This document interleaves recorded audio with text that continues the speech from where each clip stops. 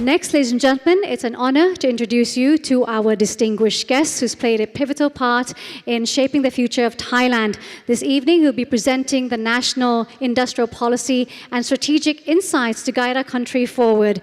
Without further ado, ladies and gentlemen, please put your hands together to welcome His Excellency Anutin Tanvirakul, Thailand's Prime Minister and Minister of Interior, as he takes the stage to deliver a keynote address on leading Thailand through global challenges. Your Excellency, please.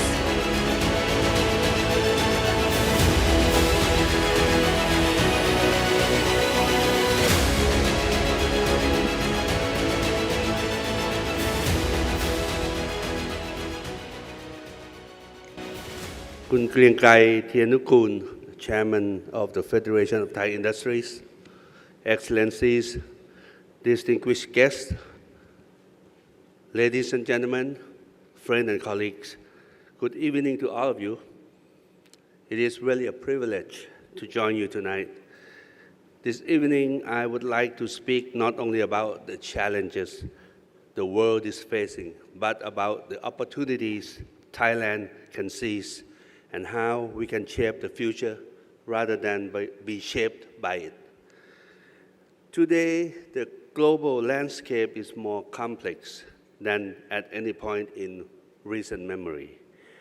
Economic stagnation, lingering effects of the pandemic, rapid technological transformation, geopolitical tension, demographic shifts, and the accelerating impact of climate change all combine to create what many call a polycrisis. But I believe Thailand is not entering a crisis. Thailand is entering a transition. It is a period that, if we manage it well, it can become a truly positive turning point for our nation. Many countries experience slower growth during transitions. Before Japan began its high-growth era in the 60s, it went through a period of hardship and economic restructuring. The same was true for many other countries later on. Thailand today stands at such a moment. For the past decade, our average GDP growth has been approximately 2%, but this year we are seeing encouraging signs. The National Economic and Social Development Council projects growth at around 2.5% for this year, supported by stronger exports and accelerated public spending. Yet, economic numbers alone do not tell the whole story. The world around us is shifting in profound ways. Globalization is slowing, technology is advancing faster than regulation, populations are aging, climate impacts are intensifying, and trust, which is trust between nations and trust between governments and people, and trust among friends is declining. To navigate this world, Thailand must think differently. We cannot rely on an old formula. We must design new strategies based on three forces that define the future, which is diversification, digitalization, and decarbonization. First, diversification means reducing our dependence on any single market or sector. And that is why we are expanding our trade relationships in many parts of the world. My Minister of Commerce is working very hard on this, so she won't be able to come back and run this place for a while.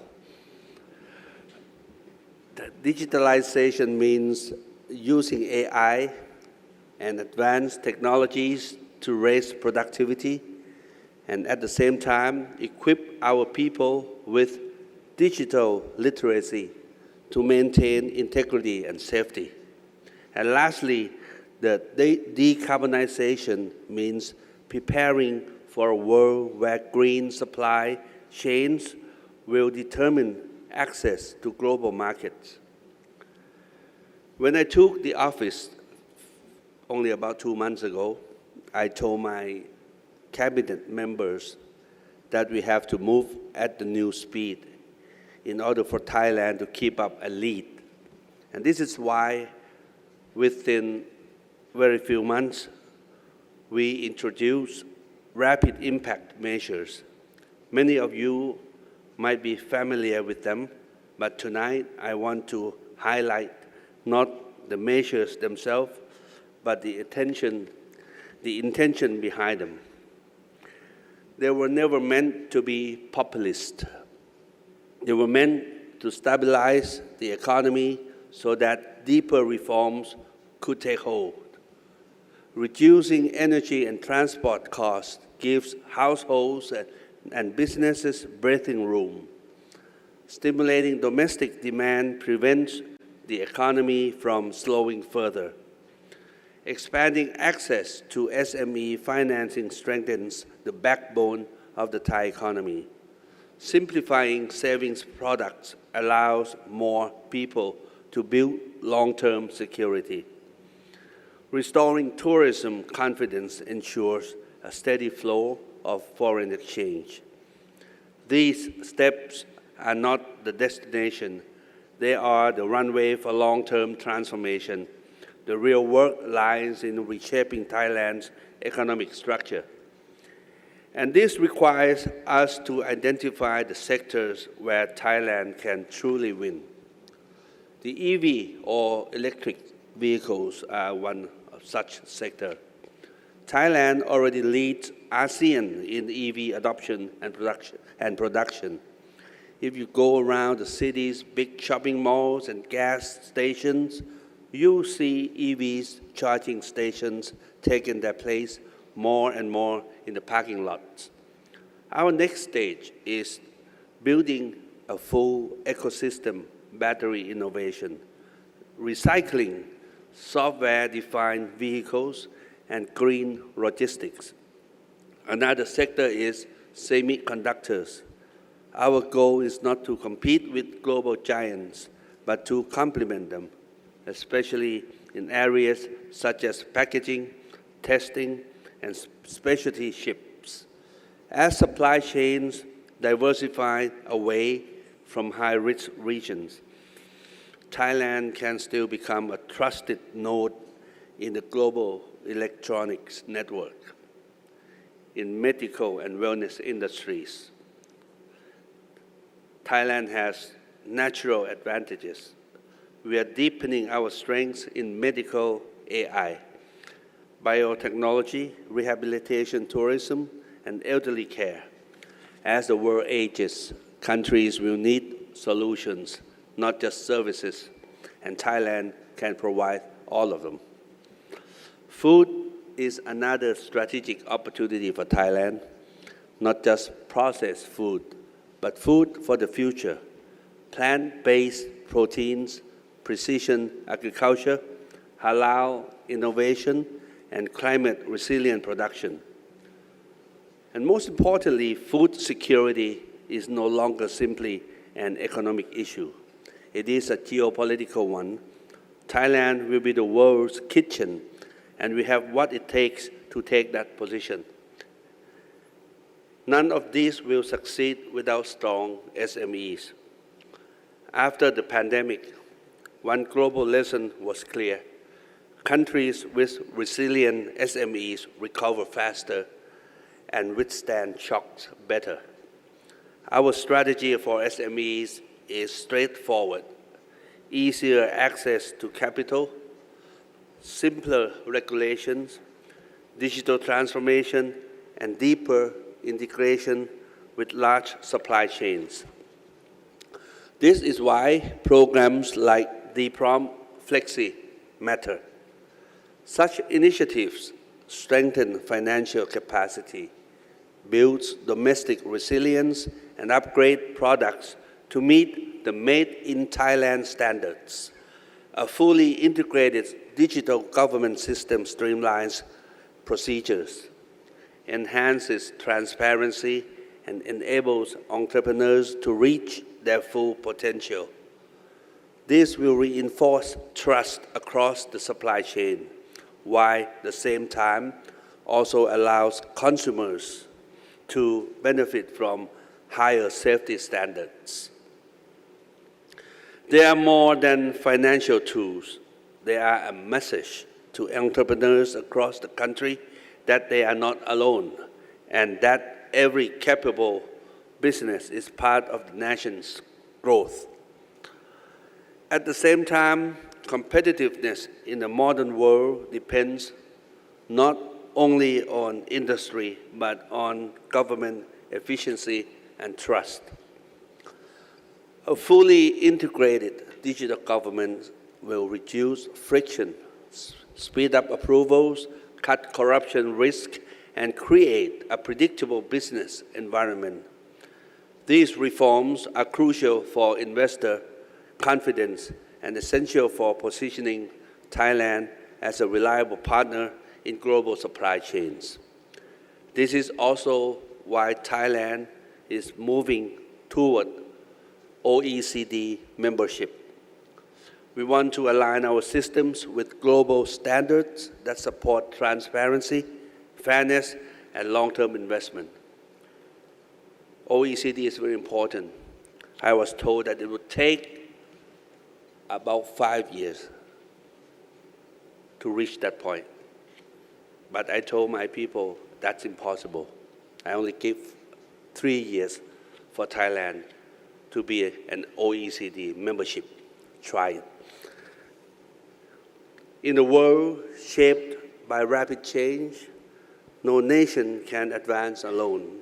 As I mentioned at the beginning, climate pressures, technological disruption, geopolitical tensions, just to name a few, demand our collective action. In this spirit, I recently joined regional leaders in the ASEAN Summit and APEC economic leaders meeting last month. At ASEAN, we emphasized the need for stronger, more resilient supply chains and a commitment to peace and stability. At APEC, we advanced Thailand's role as a connector of economies, a driver of future industries, and a champion of green and sustainable growth. Thailand is ready to work with partners who share our aspirations for innovation, openness, and long-term prosperity.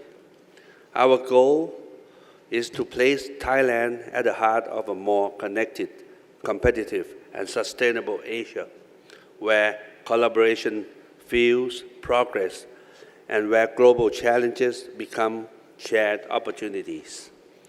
Thailand's future will be shaped by the partnerships we forge today, and together we can build a region defined not by uncertainty but by confidence and possibility. Let me speak plainly and be very simple. Thailand does not want to choose sides.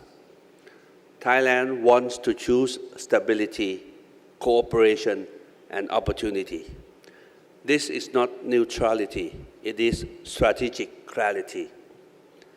Thailand's value to the world is not in being a follower, but in being a connector, a bridge, and a stabilizer. And the government sees you as partners in this journey for growth. Our country looks forward to building a resilient and prosperous future together with all of you. My apology for being here a bit late, but I'm so thankful that you all waiting. I try to assign other cabinet members to take my place for this evening, but the chairman of the Federal Thai Industry would not allow. So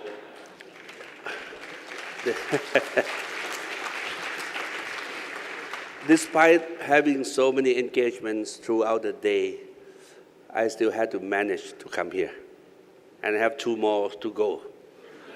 So my apology for not being able to stay with you until the end of the party, but